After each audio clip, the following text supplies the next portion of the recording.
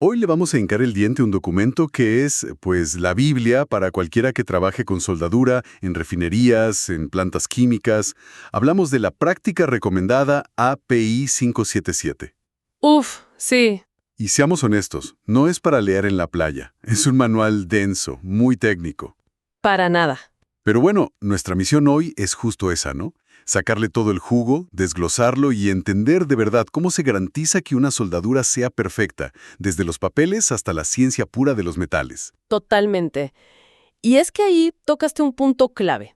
La soldadura es lo que llamamos un proceso especial. ¿Qué significa eso exactamente? Proceso especial. Significa que la calidad no se puede verificar del todo mirando el producto terminado. O sea, no hay forma de ver si la fusión interna es completa o si la resistencia es la correcta, solo con una inspección por fuera. Por eso, el control de todo el proceso, de principio a fin, como lo detalla este documento, es la única manera de garantizar la seguridad. Piensa que estos equipos van a contener materiales peligrosos a presiones y temperaturas brutales. Para hacerlo más concreto, ¿qué te parece si imaginamos que somos los encargados de construir un reactor? Un reactor crítico para una nueva planta. Me parece perfecto. Y a lo largo de la conversación, volvemos a este reactor para ver cómo cada parte de la API 577 se aplica. Y, a ver, uno pensaría que todo empieza cuando el soldador enciende el arco, pero el documento te deja clarísimo que no, que el trabajo pesado ocurre mucho, mucho antes. La preparación lo es todo. La sección 4 lo divide muy bien en 3 fases. Y la primera, la de antes de soldar, es donde se gana o se pierde la batalla. Ahí es donde está la clave. Absolutamente. Es revisar planos, códigos y, lo más importante, la documentación que define el quién, el cómo y el con qué. Hablamos de la especificación del procedimiento de soldadura, el famoso WPS, y las cualificaciones de los soldadores, los WPQ. Si esta fase falla, lo que viene después es solo control de daños. Luego, durante la soldadura, entiendo que es la fase de vigilancia. Exacto. Estar ahí viendo que lo que se hace en la realidad coincida con el plan. El amperaje, el voltaje, las temperaturas, la limpieza entre pasadas. Ajá. Y finalmente, después de soldar, viene la verificación. La inspección visual, los ensayos no destructivos y, si se requiere, un tratamiento térmico. Básicamente es la autopsia para confirmar que el paciente está sano. Y en esa fase de vigilancia, la de durante, hay un concepto clave que hay que monitorear siempre: el entrada de calor o heat input. El heat input. En esencia, es una medida de cuánta energía le estás metiendo a la pieza. Se calcula con una fórmula muy simple que considera el voltaje, el amperaje y qué tan rápido se mueve el soldador. El punto clave es este: un exceso de calor, o sea, ir demasiado lento, es como sobrecocinar la pieza. El metal se quema a nivel microestructural, pierde su resistencia, su tenacidad, un desastre, especialmente en los aceros de alta tecnología que usaríamos en nuestro reactor. Entiendo. Volvamos a la documentación, que me decías que es el cerebro de toda de operación. El documento nos habla de una especie de trinidad sagrada: el WPS, el PQR y el WPQ. He oído una analogía con la cocina. ¿Cómo funciona eso? Esa analogía de la cocina es perfecta para empezar. Y para llevarla un paso más allá, mira, el PQR, o registro de cualificación del procedimiento, no solo demuestra que la receta funciona, es el registro de cuando la probaste en un laboratorio bajo condiciones perfectas. Se documenta todo: la temperatura exacta del horno, el tiempo de cocción al segundo. Ese registro se vuelve la prueba madre. Es inmutable, la evidencia de que la receta puede producir un plato seguro. O sea, el PQR es el documento científico, la prueba de concepto. Justamente. Luego, basándose en la ciencia de ese PQR, se escribe el WPS, la especificación del procedimiento de soldadura. Que esta ya es la receta para el día a día. Exacto. Esta sí es la receta que le entregas al cocinero en la cocina. No dice, usa 150 amperios. Dice, usa entre 140 y 160 amperios. Le da al soldador un rango de trabajo práctico y seguro. Y finalmente, el WPQ, la cualificación de desempeño del soldador, es la licencia del cocinero. Ah, claro. Demuestra que esa persona específica tiene la habilidad de tomar esa receta, el WPS, y producir un plato perfecto, una soldadura sana. El PQR califica la receta, el WPQ califica al cocinero. Y estos documentos están llenos de variables. Amperaje, tipo de gas, velocidad. ¿Cómo sabe un inspector en qué enfocarse? ¿Son todas igual de críticas o hay algunas que si te equivocas invalidan todo el trabajo? Tocaste un punto fundamental. El código ASME sección 9, que es la referencia aquí, las clasifica de forma muy inteligente. Las divide en variables esenciales, no esenciales y suplementarias. A ver. Nuestro reactor, digamos un acero al cromo molibdeno o el proceso de soldadura. Si cambias una de estas variables más allá de lo permitido, es como cambiar la harina por azúcar en un pastel. La receta original ya no sirve. Tienes que empezar de cero. Tienes que volver al laboratorio y generar un PQR completamente nuevo. Y eso es caro y consume tiempo. Las no esenciales, como la forma del bisel, se pueden ajustar en el WPS sin problema. Y las suplementarias solo se vuelven críticas en escenarios específicos, como si nuestro reactor fuera a operar en un clima muy frío y necesitáramos garantizar que la soldadura no se vuelva quebradiza. Es un sistema que te da rigor donde lo necesitas y flexibilidad donde es posible. Ok, y aquí es donde la cosa se pone realmente interesante, ya que mencionamos los procesos de soldadura. No todos los arcos son iguales, claro. La sección 5 nos muestra todo un menú de opciones. Si estuviéramos construyendo nuestro reactor, ¿cómo elegiríamos? Pensemos en los procesos como un juego de compensaciones. Para nuestro reactor necesitaríamos varias herramientas.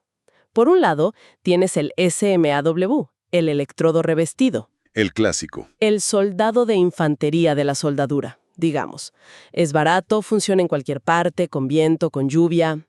Pero esa versatilidad tiene un precio.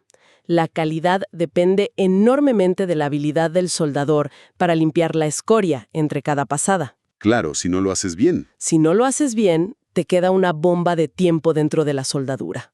Una inclusión de escoria es un punto de falla seguro. Y en el otro extremo del espectro, Te da una unión de pureza y precisión casi perfectas. Para la primera pasada, el pase de raíz, en las boquillas más críticas de nuestro reactor, donde una falla no es una opción. Ahí usarías TIG. Usaríamos GTAW sin dudarlo. Es la base sobre la que se construye todo lo demás. Entiendo. ¿Y qué hay de la velocidad? Porque un reactor es enorme, no podemos construirlo todo con la lentitud de un cirujano. Para eso están los procesos más productivos. Por ejemplo, el GMAW o MIG. Es un proceso semiautomático, mucho más rápido. Pero ojo, el documento nos da una advertencia muy seria sobre una de sus variantes, la de cortocircuito o GMAWS. ¿Por qué? Es genial para soldar en posiciones extrañas porque genera poco calor, pero es famosa por causar un defecto que se llama falta de fusión, que es básicamente una unión pegada, no soldada. ¡Qué peligro! Es un defecto terrible porque es muy difícil de detectar con radiografía. Luego tienes procesos aún más rápidos, como el FCAW con alambre tubular o el rey de la productividad, el SAO o arco sumergido. Arco sumergido. Sí, este es un proceso automatizado que deposita metal a una velocidad increíble y con una calidad altísima. Para las costuras largas y rectas del cuerpo cilíndrico de nuestro reactor, usaríamos arco sumergido para avanzar rápido y mantener una calidad súper consistente. Vemos que cada proceso tiene su lugar ideal entonces. Pero el proceso es solo la mitad de la ecuación. Ajá. No importa qué tan sofisticado sea tu equipo si estás usando el metal de aporte incorrecto para el material que intentas unir. Y aquí es donde el documento nos introduce a un sistema de clasificación que al principio parece un código secreto. P-numbers, F-numbers y A-numbers. Entender esto es un momento ajá, de verdad, porque revela toda la lógica del sistema. Son agrupaciones inteligentes para reducir la cantidad de pruebas. El P-number agrupa los metales base, las placas de nuestro reactor, por su familia de soldabilidad. La mayoría de aceros al carbono comunes, por ejemplo, son P1. ¿Y eso qué implica? Que si haces un PQR soldando dos piezas de un metal P1, ese procedimiento te sirve para soldar cualquier metal P1 con otro P1. Imagina el ahorro en tiempo y dinero en un proyecto grande. Es una forma de no tener que reinventar la rueda para cada acero específico. Y los F-numbers, El FENumber aplica la misma lógica, pero a los metales de aporte, a los electrodos. Los agrupa por sus características de uso, o sea, qué tan fácil es para el soldador trabajar con ellos. Ah, ¿esto es para el soldador? Esto es clave para la calificación del soldador, para el WPQ. Por ejemplo, si un soldador demuestra que puede hacer una soldadura perfecta con un electrodo F4, que es más difícil de manejar, el código asume que no tendrá problemas con los electrodos más sencillos, F3, F2 y F1. Es una jerarquía de habilidad. Entendido. ¿Y el A-number para completar el trío? El A-number es el control de calidad final. Se enfoca en la composición química del metal que queda depositado en la soldadura. La química final. Esto es crucial. Para nuestro reactor que podría manejar productos corrosivos, necesitamos que la soldadura tenga la misma resistencia a la corrosión que el metal base. El A-number asegura que la química de la soldadura terminada es la correcta para el trabajo que tiene que hacer. Ok, ya planificamos la soldadura y la ejecutamos. Ahora toca verificar que se hizo bien. Y la sección 9 sobre ensayos no destructivos, o NDE, es enorme. Y empieza con una distinción que me parece clave. La diferencia entre una discontinuidad y un defecto. Es una distinción que tiene implicaciones legales y económicas enormes. Una discontinuidad es simplemente cualquier interrupción en la estructura del metal. Un pequeño poro es una discontinuidad. No es bueno ni malo, simplemente está ahí. Es una característica. Es una discontinuidad que es demasiado grande según las reglas del juego, según el código de aceptación. Un defecto es lo que te obliga a rechazar la pieza, a repararla. Toda la inspección NDE es una cacería de discontinuidades para medirlas y decidir si cruzan la línea para convertirse en defectos. ¿Y cuáles son las herramientas de esta cacería? Se dividen en dos grandes grupos. Primero, los métodos que miran la superficie. El más importante, el más básico y a veces el más subestimado es la inspección visual. ¿Solo mirar? No. El documento es claro. No es solo echar un vistazo. Requiere buena luz, el ojo a la distancia correcta y usar herramientas como galgas especiales para medir la geometría de la soldadura. Una buena inspección visual puede detectar el 80% de los problemas potenciales. Impresionante. ¿Y para lo que el ojo no ve? Ahí es donde entran los otros métodos superficiales. Los líquidos penetrantes, PT, son geniales para encontrar fisuras diminutas abiertas a la superficie, especialmente en materiales no magnéticos como el acero inoxidable. Luego están las partículas magnéticas, MT, solo para aceros. Y fíjate, recuerdo una vez inspeccionando una soldadura de una boquilla con partículas magnéticas, que a simple vista parecía perfecta. Pero al encender el yugo magnético y aplicar las partículas, se dibujó una línea finísima, casi invisible. Era una grieta bajo la superficie, que la radiografía, por su orientación, no había detectado. Ese hallazgo probablemente evitó una falla catastrófica en servicio. ¡Wow! Es en esos momentos cuando entiendes el poder de combinar estos métodos. Esos cubren la piel del metal. Pero los problemas más peligrosos a menudo están dentro, ¿no? ¿Cómo los encontramos? Para eso están los métodos volumétricos, los que nos dan, digamos, superpoderes de visión. La radiografía industrial es el más conocido. Como una placa de rayos X. Exacto, como una placa de rayos X del hospital, pero para el acero. Te da una imagen en 2 dimensiones que muestra cambios de densidad. Un poro es un vacío, se ve como una mancha oscura. Una inclusión de escoria, que es menos densa que el acero, también se revela. Es excelente para encontrar cosas dentro de la soldadura. ¿Y el ultrasonido? Suena más complejo. El ultrasonido industrial UT es más complejo, pero es inmensamente más poderoso. En lugar de una imagen, envía pulsos de sonido de alta frecuencia y escucha los ecos. Un inspector de UT experimentado no solo te dice que hay algo ahí dentro, como la radiografía, te puede decir qué es, dónde está exactamente, qué tamaño tiene y cómo está orientado. Eso es mucho más detalle. Muchísimo más.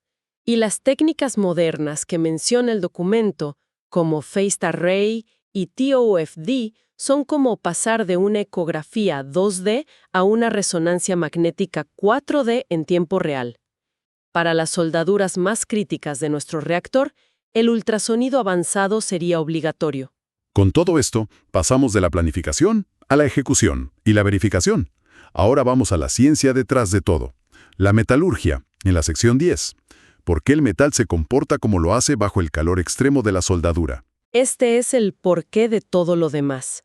Y hay 3 conceptos que son la base de todo. El primero es la zona afectada por el calor, la haz. La haz. No es la soldadura fundida, ni el metal base que no sintió nada. Es la zona intermedia, el metal que no se derritió, pero que fue cocinado por el calor. Es una zona traumatizada. Sus propiedades originales fueron alteradas, y si el enfriamiento es muy brusco, esta zona puede volverse dura y extremadamente frágil, convirtiéndose en la autopista principal para la propagación de grietas. Y para evitar que esa zona se vuelva frágil, tenemos 2 herramientas principales: precalentar y hacer un tratamiento térmico posterior. Son 2 formas de gestionar el estrés del metal. El precalentamiento es calentar la pieza antes de soldar. ¿Para qué? Imagina que vas a tirar un cubo de hielo a un vaso de agua hirviendo. Se va a rajar. Pero si calientas el cubo de hielo primero, el choque térmico es menor. El precalentamiento hace eso. Reduce la velocidad de enfriamiento, evita que la haz se vuelva frágil y le da tiempo a un enemigo mortal de la soldadura, el hidrógeno, para escapar antes de que cause problemas. Entiendo. ¿Y el tratamiento térmico posterior, el PWHT? El PWHT, o tratamiento térmico post-soldadura, es como llevar al metal a un spa después de un evento traumático. Me gusta la analogía. Se calienta toda la pieza de forma controlada a una temperatura por debajo de la de transformación. Esto tiene 2 efectos mágicos. Primero, relajan las tensiones internas que se crearon cuando la soldadura se contrajo al enfriar. Y segundo, ablanda o atempera cualquier zona dura que se haya formado en la haz, devolviéndole su ductilidad. Para las soldaduras de gran espesor de nuestro reactor, el PWHT no sería una opción, sería una necesidad absoluta. Y esto nos lleva al último concepto clave que mencionas, la dureza, y cómo predecirla. Has llegado al corazón del problema. La dureza excesiva es un indicador de fragilidad y de susceptibilidad al agrietamiento. La tabla 11 del documento da límites muy claros.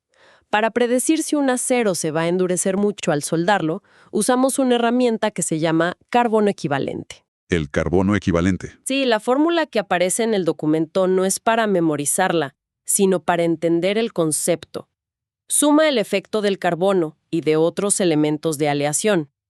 Un CE alto significa que el acero tiene una tendencia natural a volverse frágil como el cristal cuando se enfría rápido. O sea, te avisa del riesgo. Te avisa.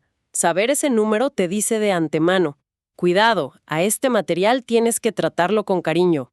Te obliga a usar precalentamiento y muy probablemente PWHT. Ignorar el carbono equivalente es la receta para que una soldadura se agriete antes de que siquiera entre en servicio. Ha sido un viaje increíblemente detallado, la verdad. Desde el marco documental que construye la calidad sobre el papel con el WPS y el PQR. Ajá. Pasando por la elección estratégica del proceso de soldadura para cada parte de nuestro reactor, usando los ensayos no destructibles para confirmar que no hay secretos ocultos, y finalmente, entendiendo la ciencia del metal que lo gobierna todo. La conclusión es clara. La integridad de una soldadura no es producto de la casualidad ni de la habilidad aislada de un genio. Es el resultado de un sistema riguroso, controlado y verificado en cada uno de sus pasos. Es ingeniería, no es arte. Y para dejar una idea final resonando, hemos explorado cómo asegurar la calidad en condiciones controladas, de taller. Pero la sección 11 del documento menciona algo llamado hot tapping, que es soldar en una tubería o equipo que está en pleno funcionamiento. Tema complejo. Una unión perfecta. Eso lleva todos los principios que hemos discutido a un nivel de complejidad y riesgo que es fascinante y aterrador a la vez.